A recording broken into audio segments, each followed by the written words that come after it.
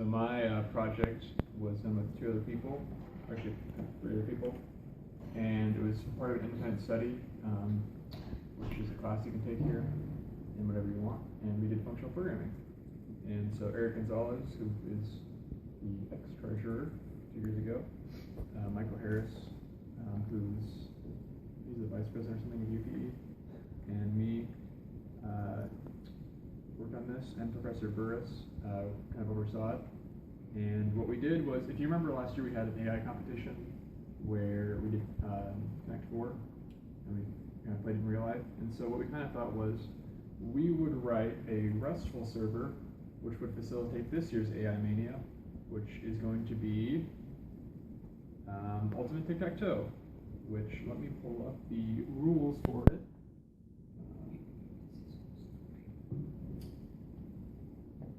It's a little weird if you haven't seen it before, but it's kind of cool.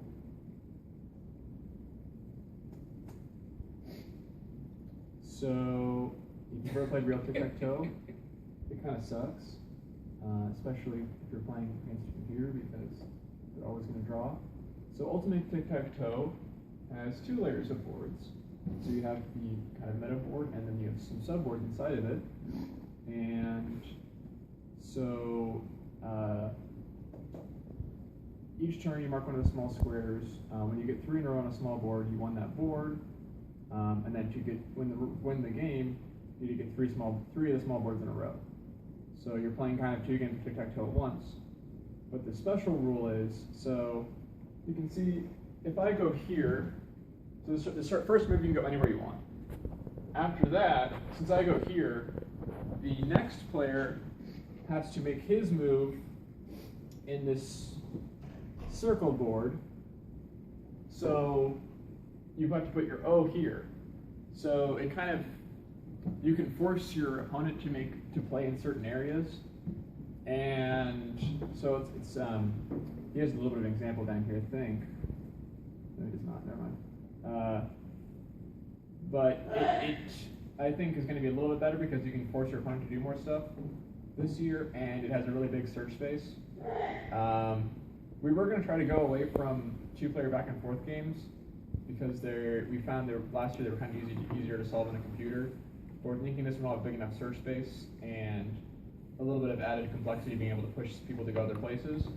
So we're hoping people want to do it this year. And if you do want to do it, let me know, and I will enter you into it. I think we're going to do it about the same time this year, which will be April. But back to the actual server. So, if you're not familiar with functional programming, there's no mutable state, which means you can't do variables, and you can't do like x equals x plus 1, like that. That's a perfectly valid C and C++ statement. You have to assign it to a new variable, and y is forever that new variable. There's no loops. You have to only use recursion. First-class functions. If you give a function some input, it'll produce the same output. And people like this because it makes really easy concurrency if there's no mutable state. And it's easy to test, but you've all had programming languages, probably, so go with that. So we used Haskell, and why Haskell? Most of the reason was because it's a functional independent study, so we had to choose a functional language, and I already had a lot of experience with Haskell, so I could kind of help people through the harder parts of all the weird type stuff. REST APIs, I found, are generally some kind of a pure function in that they take some input and then they produce some output, and they should ideally produce the same output for some input, with the exception of like errors and stuff. Easy thread safety, so you can have multiple things calling at the same time, and it won't mess up. Like if 2 people put their command in at the same time, it will ensure that it can handle them on separate threads, but ensure that we used a hash map doesn't get updated twice and lose one of the states. Type safety, it's always nice. And then really easy to create JSON serialization and deserialization in Haskell. In fact, it actually does it for you. And I'll show that in 1 second. So here's some code examples. The full code is on GitHub. It's public. You are free to clone it down if you want and play with it. If you're writing a bot for one, you can run and look at it. for this year's AI Mania. What do you have to run Haskell? There's installation instructions in the README for that. Basically, you have to install a program called Stack, which is all like npm or pip or Gradle, and it'll actually download the compiler and all the dependencies for you. So you really just do stack setup and then stack install and stack run, and it'll run all the commands for you. And it'll work on Windows and Unix, we found, and Linux. So this is the JSON stuff. So this is just declaring a regular, basically it's like a struct, but it's immutable in Haskell.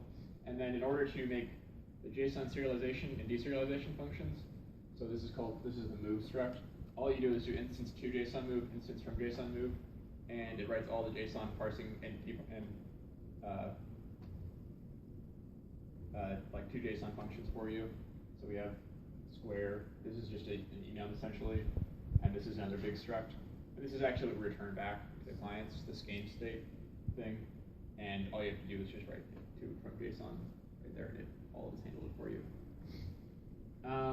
So this next part's a little confusing and very dense, as most Haskell code is. So the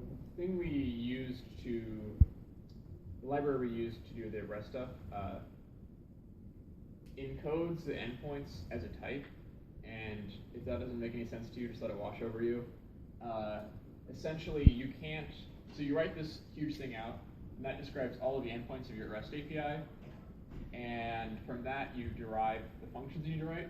But say if I left off this last function, so this is the functions that implement this endpoint, and say I left this one off, it'll, instead of just compiling like with Java, if you forgot an endpoint, it would actually just compile perfectly fine. But Haskell will catch it as a type error because your endpoints don't fully implement the type that you've described as your endpoints. And again, if that makes no sense, just let it wash over you. So the hash map we used is an atomic hash map, which if you've ever used atomic memory, or essentially it turns your memory into like a database transaction, so it either successfully completes or it reads something, realizes the values have changed in the middle of its operation, and then just retries it. So it makes automatic thread safety and memory safety. And you can't not write memory safe code if you have this object that like requires you to. And this is basically the function that does the move. It gets a little heavy in its Haskellness, but if you like Haskell or want to learn Haskell, it's a pretty short thing to learn. And this is one of the cool things that I found about this. So actually, let me go back. So the way you describe the endpoint is, so this would be the first parameter, so the player, followed by another player, followed by the string new, and then that returns a JSON game. And so it does all the serialization, deserialization for the client back. Or, this is the OR kind of OR operator, this kind of endpoint, or this kind of endpoint, or this kind of endpoint. So, but when you want to combine them, because we have also account endpoints, but I'm not going to show this because it's all this database stuff, you actually can just do game followed by all the game endpoints I just described, or account followed by all the account endpoints, or just serve raw HTML, because I wrote a little bit of AngularJS to display it so that you can kind of watch what your bot's doing. But the problem is I don't really know AngularJS, so I kind of faked it. And so now I think that's the end, and I think I will show you a live demo if it works. I'm going to be honest, it didn't work earlier today very well, and I think I fixed it. But if it doesn't work, well, I'll just pretend like it did.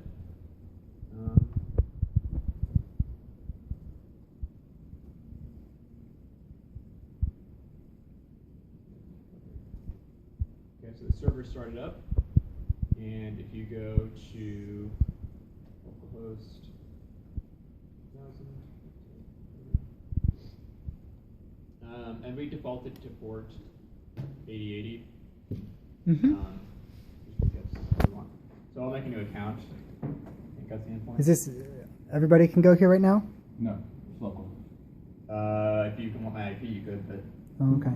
We're going to actually put this on Eric's home server, and I think think also I think Michael volunteered to server at home to put this on, and I'll put it on Heroku. So when we formalize the rules and write all the documentation, we'll send it out to you people and show you the URLs you're using.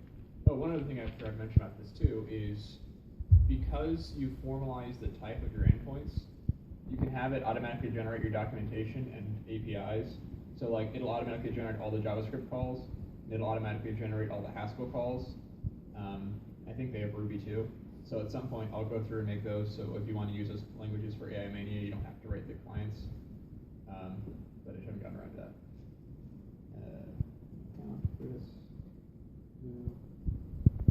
Whoops. Didn't want that up. Oh, well, doesn't matter. You actually don't need an account to play. You just need an account to save your Linz and Mosses. So Eric, Chris, new.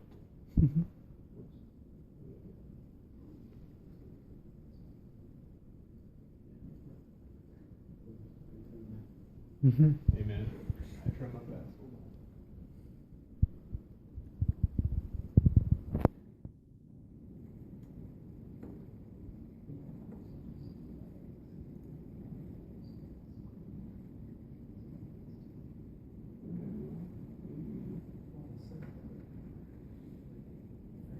Oh.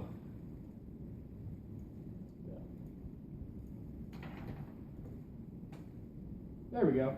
So this is the JSON object it returns back, and so I did new game, and it's a little bit easier to see that if I give some sort of JSON parser or your machine. So Eric's going to send the move 1-1, which is the top right corner. He gets back a JSON object.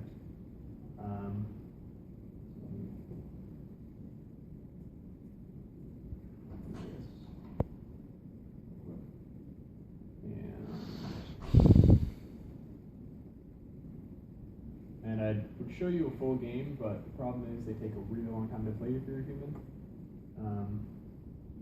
So I'll just show you another move. This is the part that's not working earlier, but I think it works.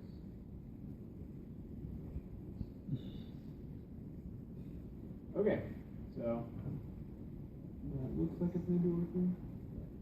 No, it's not, but it will be fixed by the time people get it. A copy of it. This is the beta version. I did not fix the thing earlier today. Clearly. Well, but that's our REST server right now. It has 2 moves. Yeah, but the problem is, I don't think I updated the mutable reference because that is an X there, and then there's an empty there, and then an O there. So I think it pulled the wrong thing out. Or something happened. And this is what happens when you start your project too late in the semester, but you know. But yeah, that's my thing. So there will be an API. People could just write programs and send a command to that web address, and basically just say what their name is and what location they want to put it in. Yep. And there'll be automatically generate documentation, and I'll actually write documentation when it comes up. And it sends back a JSON with the state of the board, basically, yeah. so you can. And I'll have a better written AngularJS page. That's what I have right now. That looks like really awesome Angular right there. That's like pretty much everything I've ever. Yeah. Yeah. And but I'm a back-end engineer, so this is difficult for me. But yeah, that's my thing. Any questions? Sweet. I'll Will you be here? Yeah, I graduate May. Oh, okay. They don't need to know that. Well,